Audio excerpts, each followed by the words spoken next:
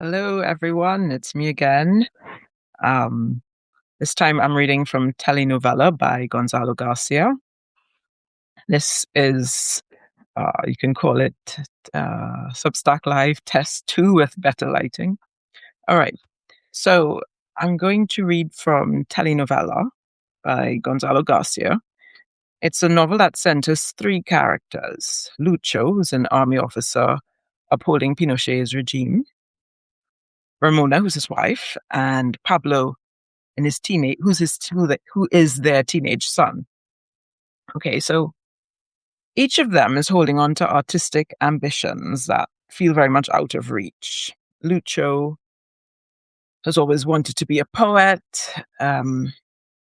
Ramona's always wanted to be a famous actress, and Pablo wants to have a band and have his songs played on the radio across Chile.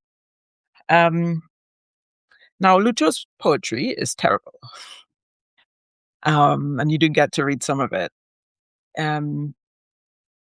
Ramona's desire to be a famous actress feels more like a fantasy than anything else. She's living in a continued memory of going to an audition 20 years ago, roughly, and landing a very minor part whereas she had auditioned for the main role. So she's haunted by that audition. And as for Pablo, he spends much more time fantasizing and dreaming than actually working on his craft. The novel's about many things. I mean, it is about art, and it asks questions like, what is art? What art means to us, and what are the human conditions that make it possible to create art? But at the same time, the novel's also about trauma and how that forms us. And often when we think of how trauma forms us nowadays, we think about the ways in which trauma makes us more vulnerable. We think about PTSD, we think about anxiety, we think about depression. But trauma can also make us cruel. And it can also lead us to believe that the only way to survive in this world is to have power over others. Trauma can also make us hard. And for me, reading telenovela, these were the some of the key themes that I felt the novel was asking us to really look at and explore. And Garcia's writing is full of comedy and irony. And in many ways, this is a very tragic novel. But of course, comedy is used as a tool to allow us a bit of distance from the tragic circumstances. Okay, so my intention is to do a few short readings, short-ish, like a paragraph or a page. And the first reading will be from Pablo's point of view. Pablo, we remember, is Ramona and Lucho's teenage son. And Lucho is, to say the least, not encouraging of Pablo's artistic ambitions. He's actually a bit ashamed of them. And in a sense, that's no surprise because he's been indoctrinated by his father to believe that art is for the weak and the worthless and the useless. So let's hear a little bit from Pablo's point of view. He's remembering an encounter with his father. One day, last summer, when he thought the house in San Fernando was empty, Pablo had decided to try singing for the first time. To be certain no one could hear, his voice still cracked a little, but he couldn't wait any longer. He had stripped his bed and placed his mattress flat against the windows, facing out into the street. And whenever he couldn't reach the top notes, he'd sing louder to get to them. By the end of his first song, he had been shouting. And at dinner, his father had said he'd been in the garden listening to him, that he should be careful with shouting words like confused, and worst of all, torture. That, for his own safety, he shouldn't sing so loud, shouldn't hit the top notes. And then his father had said something that he can't quite shake off now that he's in Santiago. To be civilized, he said. To not be a damn Indian like most people in this damn country. You have to learn when to be quiet. The great cities of the world are built on an agreement to be silent. Pablo had said he didn't understand, but his father just said, don't sing so loud. So Pablo had never sung at home again, nothing louder than a whisper at least, and he'd imagined cities growing and growing around him because of him, quiet people like him. And he had even been a little proud of it, breathless poise, musical, chastity, an almost saintly sacrifice to the dignity of all. And yes, that had been enough once, before the nightmares had set in, the tidal waves, fair in the roots of the earth, fair in the gutters, oceans and the city which had not grown so much as the people in it had shrunk. So that's Pablo's reflection. And there's a reference to before the nightmares had set in, and nightmares and water play a large role in Pablo's story. Yeah. So the second reading I'm going to do is going to be a bit longer. It's going to be more like a page and a half rather than just a page. Just as we saw Lucho discouraging his son Pablo's musical interests. At one point he smashed his guitar, but I really should stop with the spoilers. Here we see Lucho's father, even long after his father's death, and now Lucho's a big man with a teenage son of his own. He is haunted by his father's condemnation of, writing poetry. Okay, let's go. So this is page 212 to 213 of my edition. This is the book. Right. So Lucho is reflecting on how incapable he has begun to feel about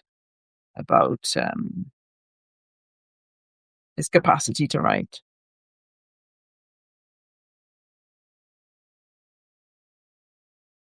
Shame, really, that Lucho can't set his own pen down against the page.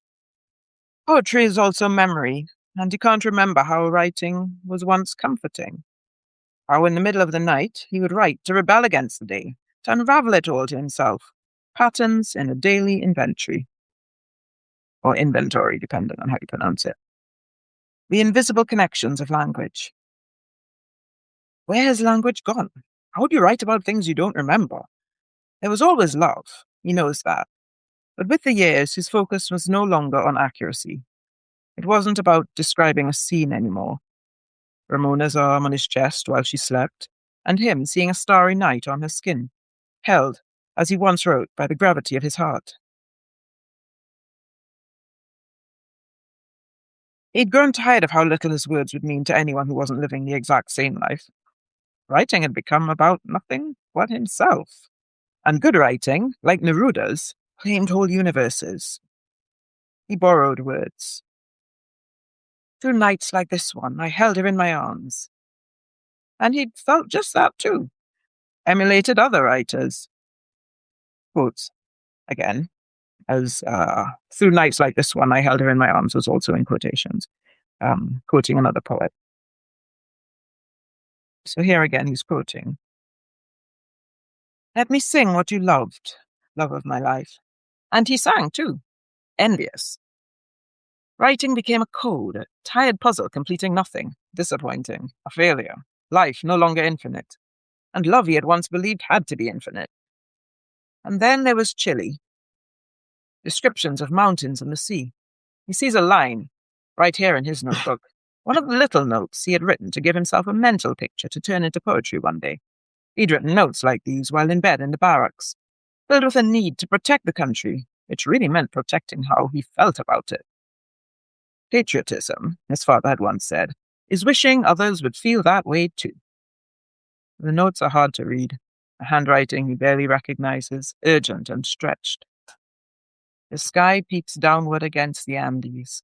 Beyond the haze of distance, they appear to struggle to hold on to us. There's nothing these hills can do against the weight of so much sky. So that's from a poem that he wrote years ago. But he never wrote the poem. It wasn't enough. It wasn't important. His father always said that the country was the only thing that mattered. But maybe Angel, that's his father's name, had forgotten his own language too, because he never explained why. When he told Lucio to give up writing, he'd done so in a question. Do you really want to waste your life dreaming? Merely capturing what is already there, or do you want to create something real, have a family? Lucio had, in turn, posed the same question to Ramona. Do you think I can be a writer? You can always find time to write, was her first answer. She was working as a secretary for the Red Cross in San Fernando at the time. Had not yet even finished school. We all need to make sacrifices, was her second. We all have to grow up someday. But for a time, Lucio had tried to keep writing, hidden by a curtain of towels and shirts in the bottom bunk of a full barracks. Another note says, I can no longer see the moon, but I'm content with the sun alone. Lucio can't actually remember the exact moment he stopped writing, because it wasn't a decision. Towards the end of his notebook, full sentences became incomplete, impatient. Because all grass dries up eventually. And then, smell of gunpowder. Spring. His last note reads simply, water. And then the country changed, and he had to change with it. He had never admitted this to himself, but it had never been a sacrifice. He wanted to win. That's what his father said. The general had taken over. His father called him to the kitchen and pointed at the radio with a wide smile. We won.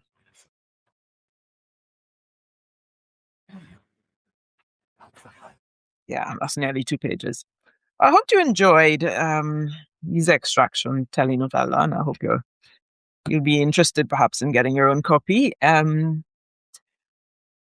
Gallibeggar Press, my favorite UK small press, is the publisher for Telenovela, and absolutely, I have no financial interest in promoting them, but it's just love. I love their press. I love the work they do. They're on Substack. Look up Gallibeggar Press, Sam Jordison. I will put, I guess, a link in the show notes. And maybe take a look at their catalog. Telenovela is definitely among their, well, it's one of the books that they publish, so you'll find that book there in their catalog on their website. Thank you for listening. I did not realize anyone was listening. Hi guys. Hi Brian. Hi Ramaya. Or Ramya. I'm not sure if I'm pronouncing that correctly. Well, it's been lovely. And I think the lighting is a little bit better in this particular take. I will, at this point, say good night, good morning, good afternoon, wherever you are. And I look forward to the podcast interview I'm going to do with author Dale Mahfood. We're planning to do that on Sunday, and I'm going to have a little chat with him about whether he wants to use Substack Live or whether we'll do it on Zoom. I will definitely be putting out some notes on Substack when we've decided 100% for sure how we're going to do it. So thank you for tuning in, and take care. Bye.